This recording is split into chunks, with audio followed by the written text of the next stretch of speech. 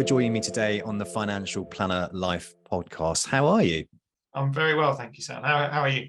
I'm very good. I'm very well. Good. I'm a little bit tired. I got up at like 4 o'clock this morning. I'm a little bit tired, but I feel good. I feel focused. I feel aligned. I had a really good podcast yesterday with a chap called Carl Richards, very popular financial planner in America, talking about sort of purpose-led financial planning and his approach to it and how empathy and everything plays a huge part in it. And he was such an interesting guy, somebody that I got on really well with. And Paul Bradley used to be on, he came on my podcast before. He introduced him to me, and Paul was on the podcast as well. So it was my first threesome. And it went down really well. So I'm sort of buzzing off the back of that, really. And I was around my friend's house last night. We had pizzas. Actually, one of them was an investment manager. And yeah, all three of us got together, and it's been a long time since we got together, and it was just really fabulous to bond. And I've woken up in a really kind of great mood, and I get to sit down today and talk to you about your career. So I feel blessed, Rory, if I'm honest. Oh, lovely. So Rory, let's kick things off then. Why don't you sort of start off, where I always love to start off, by the way, is, you know, it's a careers-based podcast. I'd love to know, you know, how you heard about the financial planning profession and how you got into it. So tell us a little bit of backstory. Sure, yeah. So I'll start with the backstory, really. I went to University of Portsmouth, studied business studies there, mainly because I didn't know what to do, and I felt that business studies was a nice generic topic. You could kind of go into any industry with business studies. Fell in love with operations, actually, at that point. You know, how to be as efficient as possible and all those kind of things. And just as I graduated, luckily, it was in the middle of the financial crisis, but Amazon had just opened up their first graduate recruiting for operations. So I applied for that and was lucky enough to get in, looking after a section of one of their fulfillment centers, or warehouses, really. And a team of about 50 to 100 over Christmas. They chucked me at the deep end. Really loved that role.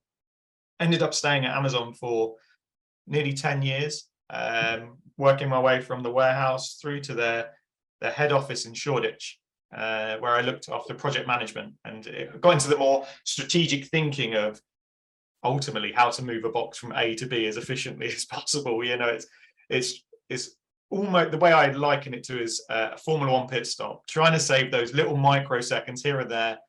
But with the case of Amazon, how many orders they do, you save a half a second per package, and that adds up to thousands of hours over the years. So it's an intense but very good role. During COVID, as everyone did, I got sent home. I live out in Hertfordshire, so it was an hour and a half commute in and out to the office every day. So 3 hours on a train. And it was lovely. I loved being at home and working from home. I've got 2 young kids, 2 boys, Harry and Jack. It was lovely to be able to spend more time with them. I got to see their key life events, the walking, the talking, those sorts of things. And I would never have done that without working from home. And then COVID started to ease up. Things were getting better. And the conversation happened with the corporate office saying, well, we would like you to come back in now. And I couldn't get myself motivated to get back up and running again with it. So I started to look at potential other options, starting within my industry. I was thinking about that, but then I saw it as a time to just take a bit of a leap of faith and join something that I would like to do. And I've always had a personal interest in personal finance and how investments work and those kinds of things, and how to deal with investments, pensions, those kinds of things. And I thought, why not do an RO exam? I did a bit of research, and I thought, if I just do an RO exam, the worst case thing that can happen is I hate doing the exam, I fail, but I manage my own pension a little bit better than I otherwise would have done. I thought there was nothing really to lose apart from the £150 exam fee, whatever it was at the time. Sure. Did the exam, and it was RO1, which traditionally everyone says is the worst, and, you know, admin heavy and horrible to do, but I actually secretly really like doing it. And so I went on to RO2 and moved my way through the exams, and just found I was enjoying the profession, or at least a textbook version of the profession. Interesting. Really well.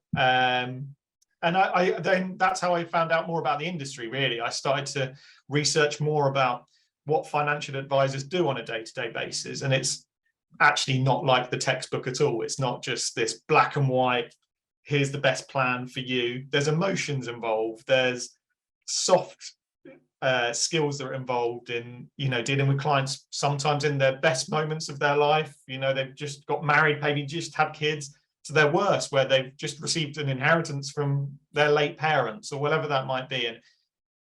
And then I found that even more interesting in dealing with that soft side of the business. And just took it from there, started doing networking and things like that to get into the industry, and have never looked back. never wanted to go back to Amazon or anything like that. Loving the role. Been doing it now for just over a year, being in the industry. Great. That's great. I'm going to pause you there because a couple of things you've expressed there, which I think is great, right? One is that although COVID was terrible and, lots of people died and it was really disruptive, it was also positively disruptive. Yeah, I would agree. I was very lucky and no one was heavily influenced by COVID. So I touch wood, everything was okay on that front for me. So for me, COVID was actually a really big positive. It was a nice reset, is the way I see it. Is just, I probably would still be at Amazon today if it wasn't for COVID. I would have been in that structure, that routine of, I get on the train every day, I go do that hour-and-a-half train journey, I work for 8 hours, 9 hours, and then get the hour-and-a-half train back, only seeing my sons and wife really at the weekends. And I probably would still be doing that because there was nothing to give me that reset of just coming through. And I'm grateful for COVID for that, I guess. There was a lot of bad things and I don't want to take that away from a lot of people, but for me personally, I didn't have any negatives. I only have positives from it. I speak to so many people whose lives changed for the better during that process. Yeah. Where they set up their businesses. Yes. Yeah. They left companies where their time was being zapped on sitting on trains or in cars driving to the office. They were missing some of the most vital things that a human can experience, like interaction with our children, putting them to bed. And I echo exactly what you say. I'm very grateful that I run my own company and I come and go as I please and the hours that I work, because I'm able to. I drop my daughter off at school today. Yeah. I pick her up from school. We go to the park after school, and to think that I would miss those beautiful little opportunities and to bond with her and to connect with her, which I never had with my father, I think I'm so grateful for that. And I've spoken to so many people in your situation, and I think it's just something that we want to kind of emphasize here. Like, if anyone's listening to this and you're in an employed position and you're going into the office and it's something that you think you're missing out on, and you think, I wonder what it's like on the other side. Like, it is better. Yeah, it can be, certainly. Yeah. It does feel great. And you can step away from the drudge, if you like, of those 12-hour days where, silly hours are spent commuting. What about the cost? Did you save a lot of money as well, I suppose, when you were thinking like, I'm traveling into the office day in, day out? And did you save a lot of money around travel costs and all that kind of stuff as well? Travel costs were a big factor. We're talking north of £1,000 a year. Wow, just in getting me from A to B. Yeah.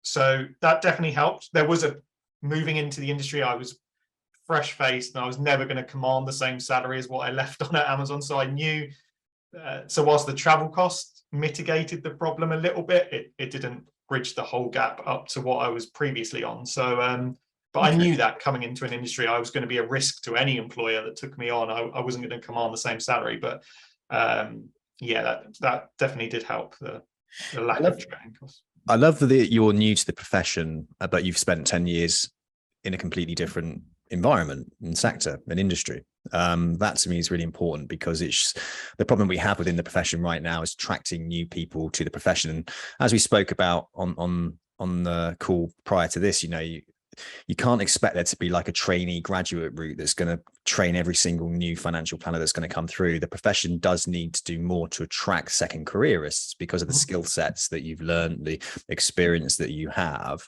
It does tend to trump somebody that's not had that life and work experience. So it's positive in my eyes because of what I'm building with Financial Planner Life Academies and the partnerships I'm trying to make with those second careerists is, look, financial planning does offer a huge amount of flexibility and opportunity. So if you are in another profession and you're thinking about doing something different, the profession of financial planning is achievable because you're doing it. And we're going to go through that. When we look over your knowledge and experience of the profession before you actually started, so just to reiterate, really, RO1, you took the exam really just because you had an interest in pensions. Is that right? Yeah, that or the profession as a whole, really. I started that exam.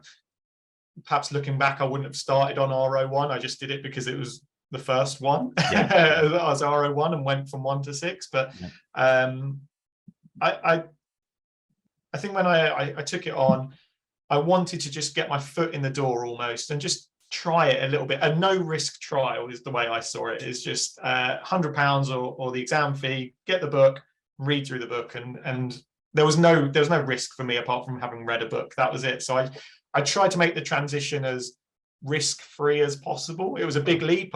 As I say, 2 young kids. To change industry at that point in my life was definitely a risk. But I know I wanted to make sure it was going to be the right risk. I didn't want to join the industry and go, oh God, what have I done? And so I tried to do as much background research as possible.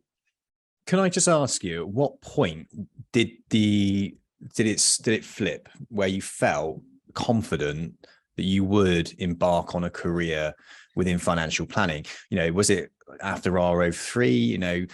And also with those qualifications, did you do all your qualifications before even getting a job within the financial planning profession, or just partly? No, just partly. So I can answer both questions in one almost, really. So I did RO1 and 2 off my own back, pre-speaking to anyone in the industry, really. As I was doing RO2, I started to try and network a little bit and try and speak to actual financial advisors. Good. I knew that the textbook version and the real world version, there was going to be some differences. We touched on it, the soft skilled side of it and things like that. But I wanted to broaden my knowledge a little bit further and understand a little bit more about the industry. At this time, I didn't really know what independent versus restricted meant and what those really meant for a client. Yeah. I knew it from a textbook version, again, the products that are available, but not what that really meant for a client. So I started to network a little bit. I went as a guest to a couple of BNI, they're sort of a networking group. I went as a guest to a couple of those, reached out on LinkedIn. But the one that actually worked best for me is I spoke to the CII, the Chartered Insurance Institute, and asked them to put me in touch with a financial advisor near me that could potentially be my mentor, potentially be just someone that I could just ping questions off now and again. And they put me in touch with my now boss, Joe, who we met up. We spoke about, this was on Zoom, it was height of COVID at the time, but we spoke about the industry and we spoke about the different areas that she got involved in. So she works for Lyndhurst, the company that I now work for, who are an independent financial planner. And we spoke about the benefits of being independent, and that really sold it to me, because one of my biggest concerns sitting back from the industry and not knowing enough about it was I really didn't want to be a salesman. I didn't want to have a quota of 10 life insurances to sell that week or whatever that might be. And I was dreading that joining a company and that actually being the case. And so we spoke about that, and we spoke about how that's not the case for Lyndhurst and I'm sure many other firms. And it's more about client comes and sees you, and what can you do for that client that will improve either their situation or their well-being, either a hypothetical future where something goes wrong or the path that they're on at the moment. And I love that. I love that sort of sitting down and understanding where a client is today and how we can get them to a better place in the future, or protect them from not being in a worse place. It's opposite sides of the same coin. And it was that conversation. I kept in contact with Joe. We would catch up now and again. And it wasn't long afterwards that the firm had a role open up as a junior paraplanner. And she knew at the time I had RO1 and 2 under my belt. And she said, hey, do you want to join as a part qualified paraplanner for us? We'll fund you to do the other RO exams, and we'll put you on a path to becoming an advisor. And that's how it all started. And I met the directors and everyone else over in the head office, which is based over in Harpenden. and loved it, and haven't really looked back from there. It's a really lovely firm to work for, I feel, with a good family vibe. Everyone's got young kids, so we all know what it's like when you get that phone call from nursery saying, you know, someone's not feeling too well or anything like that. And yeah, that's exactly what I was looking for. A no pressure salesy environment with a family centered firm. It was exactly what I wanted, and lucky to have found it. Well, we make our own luck in life. Yes. Yeah. Nothing you could say in your head over and over that you want to be a financial planner, but without taking any action, you're not going to get anywhere. And I think that's a prime example. And what I always have expressed to anybody that comes to me and asks me for advice about how to get into the profession, firstly, now I say, check out the Financial Planner Life Academies page, because there are some really fantastic entry routes into the profession. And that's going to be built up over the next few years as their need for new blood grows, and certainly from other professions. So that's one area. But another area is to take responsibility. And I often just say to people, look, it's as simple as looking at your local area, making a list of all the companies, putting it on a spreadsheet, taking down an email address, a telephone number, going on their websites and taking a look at some of the key people on there who work within that business.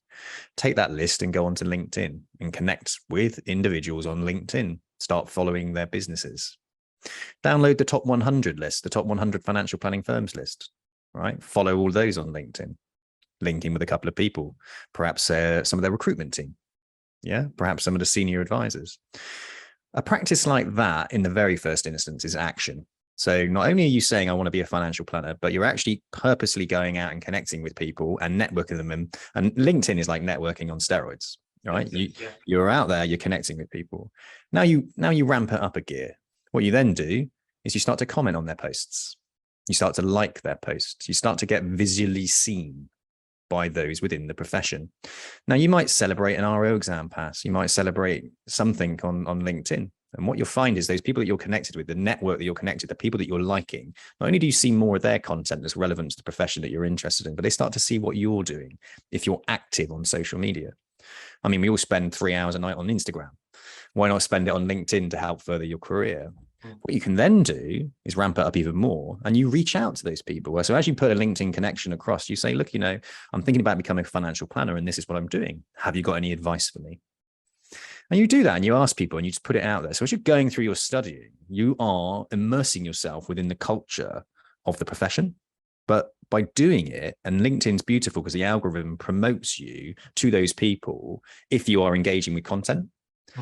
And it really super duper helps in your ability to create opportunity, because what you put out, you get back. So there's the action part. Sitting on sitting at home and hoping that, the right job's going to land on your lap, it's going to take a long time. If ever. And what I loved about your approach as well was the BNI side, getting out of the comfort zone and going along as a guest to a BNI. And also reaching out to the CII. I thought that was excellent advice, where you found a mentor and eventually worked for that mentor. And I think, again, just shows that action, but it also shows the skill sets and the characteristics required to be a financial planner, because networking is a huge part of the job, right? Yes. Yeah. You have to step out of, for some people's, comfort zone and talk to strangers and talk to groups of people that you've not met before and things like that. And I think, like you say, it was that was another good, looking back, a really good insight into the industry and just that networking. I do it now, even though I'm in the industry. I was at a networking event yesterday, and it's talking to other people in completely different industries and being able to hold that conversation is, a key skill for any advisor, I think. I'm always interested in the expectation versus reality. When you were studying and you were building the confidence to take that step further into the profession, right? Your expectation there was one of the first things, by the sounds of it, which I picked up on, and correct me if I'm wrong, and perhaps you've got some other sort of expectations and versus the reality of what you've actually experienced. One was being this sales. You felt it was going to be really salesy, and that you were product selling and product pushing, and you'd have these high targets and all of that typical type of thing, by the sounds of it. So was that true? Is that true? Is that what your expectation was? And tell us about the reality. Is it different? 100%. I did think there was going to be high targets I spoke to a few firms that it didn't work out with, where it was that kind of mentality of a metric driven business of how many initial meetings have you had this week, how many follow-up meetings and calls like that. And I felt it was forcing a client down a path that potentially wasn't right for them, just to hit a metric or a number. And something I learned from Amazon actually was, if you put a metric to anything, people will find ways of hitting that metric in the easiest way possible. And it may not be the best way, it'll be the easiest way of doing it. There'll be shortcuts that we had. And I don't know if that would happen within the industry. Financial planning is obviously a lot more compliance driven than operations over there. But I had that expectation that you mentioned too. Just that's how businesses run. They run on metrics. They've got to hit a bottom line number ultimately. They're not there for charity or for anyone else. So how do they get to that number? Well, within financial planning, we all know that's getting clients, that's getting funds under management, that's selling various products. And that's the path I didn't want to go down. Reality for me has been completely different. I'm quite happy, and Lyndhurst as a firm is quite happy for me to sit down with a client for an hour and say, actually, look, you're well protected. You've got a really good plan in place already. There's not a lot more that I can add to your current plan. There's a few perhaps little tweaks that I can do, but I'm not going to resell you life insurance that you've already had, or change your pension that's not in any way beneficial for you, just so that I could add my fees on top of it. And that's exactly what I wanted. And I feel that now that I'm in the industry and I network with some others, for example, I've joined the local council for the CII, the group that got me into the industry in the first place. Yeah. And so I do talk to other advisors now, both independent and those affiliated to those like St. James's Place and the like. And it's most firms are the same as Lyndhurst actually, in that they just want to do right by the client, and they know do right by the client, and that's going to be the long-term business growth. There's not a short-term mentality that I'm perhaps used to in working for a tech firm previously. You're chasing that quarter's number, and that's what really matters. And financial planning in reality is much more, I'm building a business that's going to be generations in the making. It's going to be 10 years before I may make any money off this client, but I'm going to work with them for 10 years to build them up in a positive way for things like their pensions. And that's what I've really enjoyed. There's always going to be some bad eggs. There's going to be some firms that chase that client to get the absolute most out of them. But actually, from what I've seen, reality-wise, is that most firms aren't like that, which is lovely to see. That's really interesting. And I like the analogy there with Amazon and the products and the metrics and the targets to get there. And I can understand why you would make that connection. And I feel that there's lots of people that might work in tech sales, for example, right? Yeah. Have got background in sales, right? Mm-hmm. That would transfer incredibly well across to financial planning. Mm-hmm. For the reasons being that sales is difficult. Yes. You know, you have to kiss a lot of frogs. You have to knock on a lot of doors. You learn great skill sets, such as open questions, listening skills. You tend to be a business developer, somebody that's always kind of inquisitive and looking to find out more, because knowledge to you is the ability to then show your worth to somebody that then deepens relationships, for example. So there is, relationship building that goes on in a sales role as well. But what can often sometimes let sales people down is these unlimited earning potentials and high targets, for example, external or internal metrics that puts pressure upon an individual. And what you don't want is you don't want that salesperson who's got all those amazing skill sets and behaviors that they've built and been hopefully a success coming into a financial planning profession where there is, you have to play ball. You can't just go out and be a cowboy and be rogue and tell somebody they want to hear just so you can earn that big fat commission check at the end of it. Those days have gone. At the core of any relationship, at the core of any financial planning business, and I'm with you on that, by the way. This idea that there's loads of salespeople in financial planning, I don't meet them. I meet all these people that share the same values as you. So there's this portrayal that there's loads of these rogue salespeople. You know, people always batter St. James's Place saying that they're just a bunch of salespeople. It's like, I've met loads of people from St. James's Place and they care deeply about the client relationship, you know, and more often than not, the process of coming to a conclusion of what is a suitable product or investment solution or whatever it might well be comes from a deep and meaningful relationship and getting on with that client and understanding really what their long-term objectives are, not just from a financial security perspective, but from their life in general. Yeah. And that's what I love about the profession. So the transfer of skills from another profession into it, sales being one of them, is great. I see that with recruitment consultants. Recruitment consultants would make amazing financial planners. I'd agree. I think you're right. You've touched on it. It's the open questions, like you say, and they might come to you for A, but really they want B. And it's that, and you probably see it in recruiting, you see it in sales. They want X product, but actually this product's a much better fit for the problem that they have. And you've identified that through the conversation that you've had. And recruiters, maybe they come in for, hey, I could have came in for an operations job at the end of COVID and look for that. But actually a great recruiter would have said, hey, have you thought about this other industry that you might want to switch to? And financial advice is exactly the same. People come to me all the time and say, I'm looking to retire in 5-10 years. Can you check my pensions over for me? But actually there's another opportunity elsewhere that they perhaps haven't noticed when it comes to protection or their mortgage or anything like that. And it's about seeing the wider picture of that person and their whole financial life, or even their broader life, and how you can influence that, not just the pigeonhole that they've tried to come initially with you at. I agree, Rory. Okay, let's move forward. And when you get into the financial planning profession, there's usually two options, right? You either go down the employed route, or you go down the self-employed route. And that's usually when you step into self-employed, usually is when you step into a role of financial planner straight away. You don't tend to get, very, very rare would you get self-employed paraplanners, for example. That's because, you know, they tend to be employed, and you've got self-employed paraplanners that have usually got lots and lots and lots of years of experience, and they've set up their own outsourced paraplanning company. So you can be self-employed as a paraplanner, but not in the very, very beginning. It doesn't happen. No, you'd need that experience for sure. So you obviously had the difficult decision that you were at Amazon for 10 years. Sounds like you were probably earning some really good money, right? Yeah, I was definitely earning significantly more than I did when I joined as a paraplanner.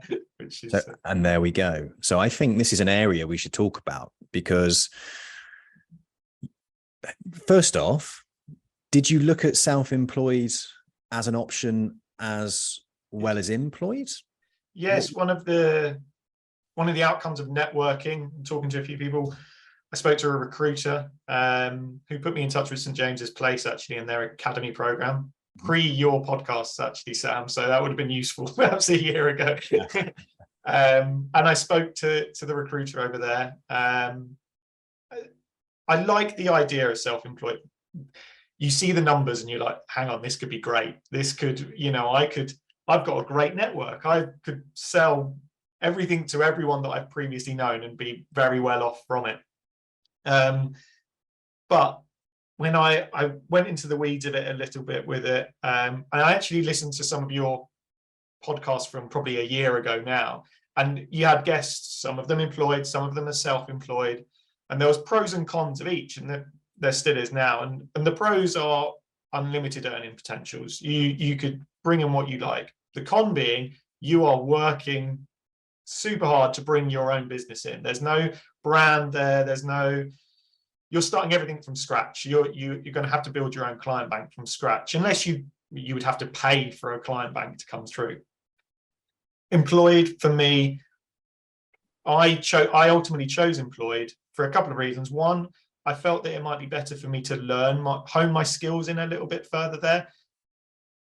Perhaps a bit of an element of imposter syndrome stepping in there, but at this time I'd only done perhaps a few of the exams. What did I know? What could I sit in front of a 50, 60-year-old guy and tell them about their pension when I've barely, just built up a little one myself? It's what could I offer? Is the perception that I had at the time. So that was one. I like the knowledge that I could just poke my head up above the desk and ask my colleague, a more senior advisor, what would you do in this situation? And the other bit is just from a personal point of view, we've touched on, I've got a family, young family. Could I risk going off on my own where potentially I wouldn't earn anything for, let's say, even 3 or 6 months before I start even bringing in anything really? Could I do that to the family? And what happens if it isn't 6 months? What happens if it's a year? What happens if it's 18 months? And the kind of the negative, oh, it could go horribly wrong if I go down this path, started to creep in a little bit. And ultimately I felt then for me, the right choice was to go employed. I still think that's the right choice for me. I do enjoy, if I look at who I'm talking to, my clients now, half of them are in an inherited client bank that I've worked on from other advisors that have built up their client banks. The other half are coming to me, probably, if I'm being brutally honest, not for me as an individual in a lot of cases. They're coming to the brand of Lyndhurst. Lyndhurst is arguably one of the largest independent financial planners in Hertfordshire. So we're a big fish in a small pond, I guess. Gotcha. And we get people come to us for that. And there's word of mouth and the client bank, all the things that you would get if you were self-employed, perhaps in year 3, 4, 5, 6 onwards. I've had from day one. And so for me, I think that's the pros of being employed outweighed the cons in the situation I was at and at the time and where I was thinking at the time. Since then, Lyndhurst has actually put me through performance coaching, which touched on those elements of imposter syndrome, that negative, jumping to a negative place, first of all. And I realized I probably would have done quite well self-employed, and I perhaps still could one day. But for now, I still think employed is the right way for me. And I like that team spirit about it, which you wouldn't necessarily get as much of being in a self-employed. I thrive off the team side of the role being employed. Interesting. You're employed. So there's a couple of things here. Like, it's a little bit when you first started your exams, you wanted to test it first, didn't you? So you did one exam, and at least then you learned something about it. And your approach to becoming a financial planner was one of mitigating risk. Yes. Yeah. Yeah. And thinking to yourself, well, I'll start here and we'll see where it takes me and I'll get a feel for it. But what you've experienced is you enjoy the connection with those around you within the business. It sounds like they're great at identifying areas within you that need improvement. Would you have gained that through self-employed, perhaps working in your back bedroom? And by the way, anybody listening here, you can be self-employed and still be part of a business and still have the culture, the environment, the office, the support, and everything else involved. So I just want to make that sort of clear as well. There are opportunities out there that almost mimic being employed. But one thing I want to pick up on here is that you chose to go. So you thought, I want to be a financial planner, right? I want to be an advisor. I want to advise. I want to be client facing, giving financial advice. But you took the route of a paraplanner. I did. That's right. And you took a drop in salary for that. So for you, it's like, I'll take a drop in salary, gain my experience. And in your head, how did you determine that the earning potential that you feel that you want to achieve, how did you determine the time scale to get to that? Was there a clear career roadmap by Lyndhurst put in front of you that sort of expressed and showed you, okay, well, if you start as a paraplanner here on, I don't know, I'm picking a figure out of the air here, 35K, 30K, we'll bring you through this roadmap, which means that year 1, you should be here. Year 2, you should be here with your knowledge. Therefore, you should have some access to clients at this stage and your earnings will go up this way. Did they put something in front of you that made the decision easier because there was clarity around your journey to achieving your objective of earnings, for example? Because otherwise sometimes that can loom over your head, worrying about that. But when's it going to come? When's it come? And I've seen that a lot where people have gone down the paraplanner route and the years have gone by and they haven't achieved what they set out to achieve, both financially and from a position perspective. So i.e. they haven't moved into a financial planner role, not by their choice. Yes, and you're right. So Lyndhurst it was something that was discussed in the interview. Something was discussed actually in the networking before that with the likes of Joe, before I even met the directors and everyone else that was involved with Lyndhurst. And to be honest, I spoke to other companies about the same thing. I played the market a little bit. Okay. But and it's interesting how different people had different ideas. So Lyndhurst's point of view is, well, you can't be sat down in front of a client really until you're qualified. So you need to have RO 1 to 6 under your belt, or at least be well on your way of getting them under your belt to be able to sit in front of a client and own the meeting. You could sit in there and take notes from an advisor relating to a client, but to really own that meeting, you need to be well on the way to RO6. And they said, well, you've got 3 or 4 left at the time. That's going to take you another 18 months or so to finish off those 3 that are left. So, and at that point, we'll start putting you as a trainee financial planner. We'll sit you down with a couple of clients and we'll go through the competency element of the role as well. And then once you've done that, hey, we need you to look after 10 to 15 different cases from beginning to end. And then we'll sign you off as competent had you done well in those. And they said, well, so all in, you're probably looking 2 to 3 years of paraplanning to get to that. And I could accept that. I didn't want it to take that long, but I could accept it. And so that's ultimately how I joined the job, knowing that it was going to take, like you say, 2 to 3 years. But then I guess where I am now, I'm just over a year into the industry and have reached financial planner. There's a bit of 2 things coming together, really. One, I put my head down and I smashed those exams. I knew it didn't matter what I did. If I didn't have the exams under my belt, I wasn't going to be able to sit in front of clients. So got through those within, I think, 3 or 4 months, those 3 exams, really put my head down to it. That unlocked me to be able to do trainee advice. So I started sitting down with clients and started owning that. And that's where partly that was mine. I started networking at that point, trying to build my own client bank. I brought a couple of my own clients in to try and speed up that point to where I got to enough cases to be compliant. Lyndhurst offered me a couple of clients, and to their credit, they put me in the rota of just the calls that come into the office, not to a specific advisor, but just generally to the office. I got my fair share of that from as soon as I hit trainee advisor, which was great. They put their trust into me from as soon as I hit trainee. And that helped me build my client bank really quickly. And that Lyndhurst was getting a lot of inquiries coming in. I was building my own client bank.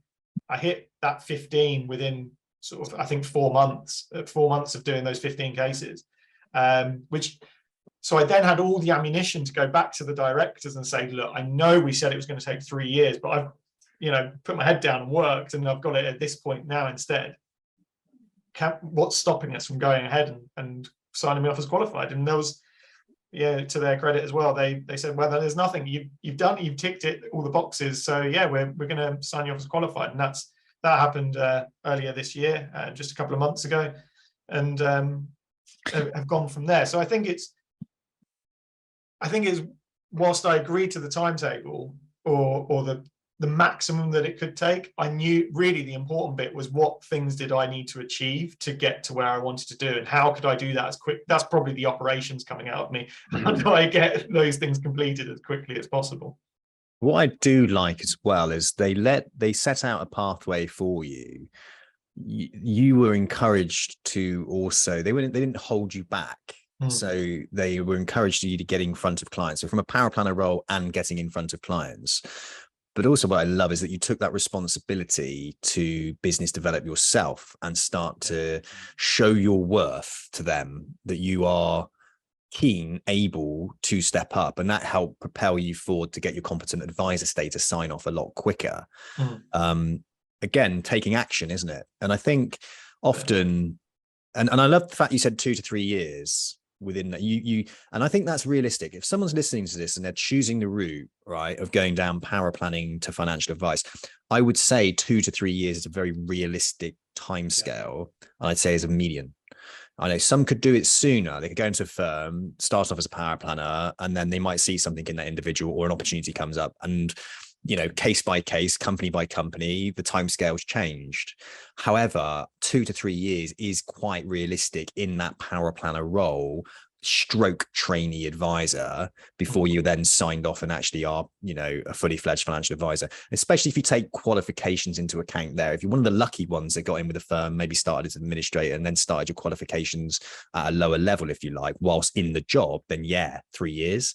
But you might enter into a company fully qualified already, and that might, your knowledge, your experience, your qualifications, for example, although it doesn't make you a financial advisor, it certainly helps towards the speeding up the process of becoming a financial planner and sitting down with clients. I probably, I hope you would agree with me. It sounds like you do. Yeah, I do. So no, I love that. It's good to hear. It's good to hear there's options. Yeah. Mm-hmm. And you took a view on it that, okay, I'm taking a hit in salary, but I know I'm going to get that back in the future. So you're, again, like how you should take, the strategy around your long game is clear. And I often say that to people as well, don't get fixated and bogged down on the here and now of what you're earning, because it's only going up. There's a very distinct lack of financial planners, right? If your goal is to become a financial planner, within that 2-year, 3-year period, there's a lot of people are going to be exiting the profession and not enough people coming in. So the opportunity for you is going to be there. And we've seen year on year salaries increase for paraplanners, salaries increase for financial planners, the opportunities for financial planners rise. It's for people to have that patience and understand that, yes, we want things now, but time flies pretty damn quickly, and what you experience knowledge wise in the job fine tunes you to the point of when you're ready, and you're ready when you're ready. Yeah, that's it. And I like your measured approach to that, and I like that. I do like that. For some, it's difficult. For some, perhaps they need they feel that stepping into a financial planner role would be better for them straight away. Some of them think the employed route doesn't work for them because they're very confident, in their ability, but within their network as well. Mm-hmm. So some of the things that the academies do incredibly well, for example, self-employed firms, is that it's about sitting down with a financial planner or a trainee, somebody that's thinking about being an advisor, and saying, look, what does your network look like? Who do you know that you could go and speak to and give financial advice? Have you gone and spoke to them already and told them what you're looking to do from a career change? Would they seek financial planning from you? Do they have a financial planner already? I mean, you must have networked well through Amazon as well. Surely there must have been some very good people that you've picked up there. And looking at your immediate network, has it served you? 100%. I think I perhaps didn't factor that into my decision making when I was looking at self-employed versus employed, in that I always had in my head, it comes back to that perhaps negative slant of, why would they come? I was the guy that they would come to if they had a problem with their project. When I was a project manager, if something wasn't on time or something hadn't delivered, that I was the go-to guy for that.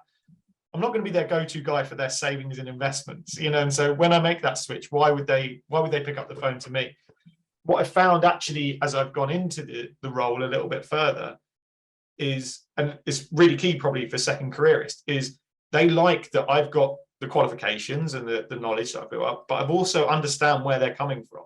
So from an Amazon point of view, like a lot of American firms, we get a share allocation of the company called RSUs, or restricted stock units. Microsoft does this, Amazon, Google, all of the big American tech firms do this. And they like that I have the qualifications to be able to talk to them about perhaps what they should do with those. Is it a good idea to have a huge allocation of their wealth in a single share? Probably not. But what do I do with it if I was to move it somewhere else? And I found that's unlocked a lot of work for me, or at least initial conversations with people. And it goes back to what we were talking about before, where they're coming to me because they want to talk about what they should do with their share allocation, but actually they've got a wider issue. They've perhaps not contributed enough to their pension, or they've got a mortgage that's on a variable rate and things like that. And so I think that network's really helped me, and just having those initial conversations. And it's not as difficult, especially for those that are second careers that are perhaps looking to go self-employed. If you already know the name and the background of a lot of these people, that's you're going into a warm start conversation with a lot of these people, and that takes a lot of the pressure off. You're not going to a complete stranger and talking about, hey, have you talked about your pension for a while? It's a nice way to get into the industry. And so if you've got that network from a previous firm or whatever, or maybe it's a sports club that you're a part of, or gym, or whatever it might be, I would suggest, like you say there, just before you go self-employed, and the academies will probably help you with this, is just that start tapping them up, start warming them up to it before you're 100% financially reliant on them giving you the business. I think it's, yeah. And some of the things that I'm seeing in any profession really is becoming a key person of influence within a specific community, or a niche is the word, isn't it? Yes. But look at me, right? So I'm a recruitment consultant. You know, I run a recruitment business and we recruit within the financial planning profession. Now I could just be another recruitment consultant who contacts you on LinkedIn with a message saying, I've got another job for you. You see my title, it says recruitment consultant. And you think, oh, it's just another recruiter. But I haven't. I've developed a brand within the profession of financial planning to align myself as being, as I like to feel, and I believe, a key person of influence within the profession now around careers. And I'm building content. I'm building almost productizing recruitment, if you like, into specific sort of niches underneath financial planning. And I've got lots of things coming out to also help and support financial planners set up their businesses if they want to move offshore, marketing, branding, loads of cool things are coming out. I'd like to see more of that within the financial planning profession. I had a chap come on last week and he's a gamer, loves gaming, right? He loves anime and he loves gaming. I'm like, well, why can't you position yourself to the gaming and anime community as the financial planner of that community? Set it up, do something, create a page, join a community. And I think I love that what you've done there with Amazon, because how many Amazon sellers are out there? Look at Amazon sellers, look at eBay sellers, look at all these individuals that have all these side hustle businesses. And some people are doing incredibly well, earning lots of money out of it. Now, you know the ins and outs of how Amazon work. So your knowledge around sellers and how you can help them improve and make more money on their sales side becomes a great opportunity to also market yourself to them as a financial planner to help support their financial goals on a personal level. And I'd like to see more of that within the financial planning profession. I think, interestingly, most people gravitate, and understandably, sorry, not interestingly, towards accountants and solicitors, that kind of thing, which is great because there's lots of crossover. But I love the ones that are thinking outside of the box and they're positioning themselves as that person of influence within a specific community. And I think, you know, that for the future, and if anybody listening, it is sit down and think about that. You touched on it, whether you're a footballer, you could be a footballer, you know, you could be really keen fisherman, you know. It can be anything, couldn't it, really? That's the joy of it. Could be anything. And that's the creativity side that allows you then to move away from traditional, how do I talk about financial planning in a way that's fun, engaging, and interesting? Well, pick an area that you love and talk about that and how you can intertwine financial planning into it. And then bosh, you're away, aren't you? That's it. Cool. Excellent stuff. Rory, what about some of the lessons that you've learned along the way? Could you share with us a lesson that you've learned along the way, that if someone was about to follow the path that you've been on, that you might sort of nudge them in a different direction or preempt them a little bit? Obviously, pain and learning is all part of the process, but some things are nice to avoid. You know, we bang our heads against a brick wall sometimes until, and I wish we just turned around and asked somebody. What piece of advice would you give an aspiring financial planner who's sort of embarking on their career maybe early on?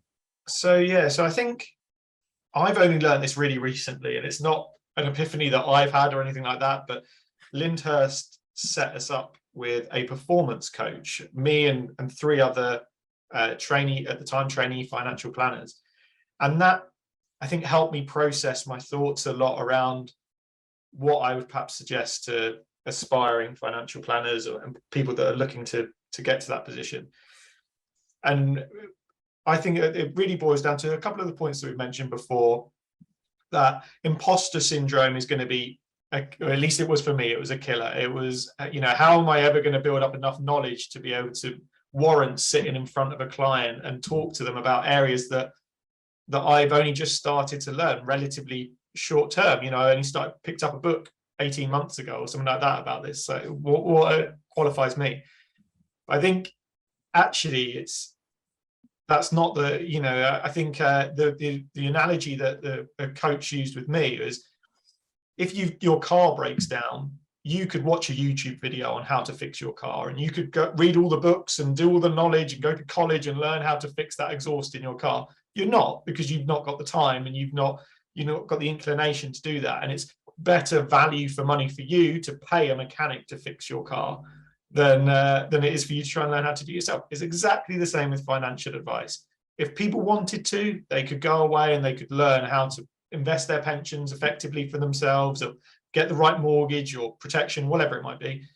But they're not, because their time is more valuably spent elsewhere in their life, be that with their children or in their profession that they're working in at the moment and things like that. And the fact that you're there and you have that layer of knowledge, be it textbook knowledge or from a bit of experience as well, is going to take them to where they need to go. They need someone who can just look after it. And that really helped me get through that, overcome that hurdle.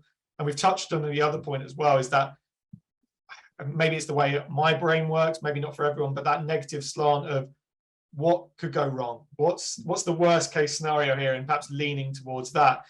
And actually, again, I was already a little bit further along at this stage, but the coach helped me identify ways that I would potentially improve things. So I did the right thing in trying to dip my toe in the water and doing a couple of exams, networking before joining the industry, not jumping straight in. But how I would have improved that, looking back at that, is just to continue doing that. You mentioned it, LinkedIn, reach out to more people, build a wider network, talk to people within the industry earlier, actually. Maybe I should have perhaps spoken to people in the industry before doing some exams. That way round makes much more logical sense now that I look back at it. And I think that's the main thing. And then just I guess the third and final point would be, for me, I think the CII, whilst they sometimes get a bit of a bad rap, they were brilliant for me in getting me into the industry. I joined the local council, like I say, as a young professionals officer now, and every local institute has one of these. So you're never far from a young professionals officer, new professionals officer. And my role within that, which is a volunteer role, is to really talk to people about how to join the profession and how we can help with that. And be that mentor that I was looking for and found with Joe and others when I joined the industry. I'm now doing for others. And I think wherever you are in the UK, find your local council and ask to speak to their new professionals officer, and set up. They'll help you with networking. They can put you in contact with the right people in the right places, and talk to you about the industry. And that will be my final point I would like to advise others on doing. I think it's fantastic. Some fantastic points there. Thank you so much. Rory, I'm going to bring this to a close now, but it's been an absolute pleasure talking to you. Really informative. I really enjoyed it. I've learned a lot, and I know the people listening will as well. Very valuable feedback about your journey. So thank you for sharing that, and I wish you all the best with your career, and I'm sure it's going to be an absolute success. Thank you. Yeah, really grateful for having me on, Sam. Thank you. Your podcast has done me a lot of favors, so I'm glad to pay back. Fabulous. That's really good to hear. I always pleased to hear positive feedback. Rory, I really appreciate that. Thank you so much. Thank you.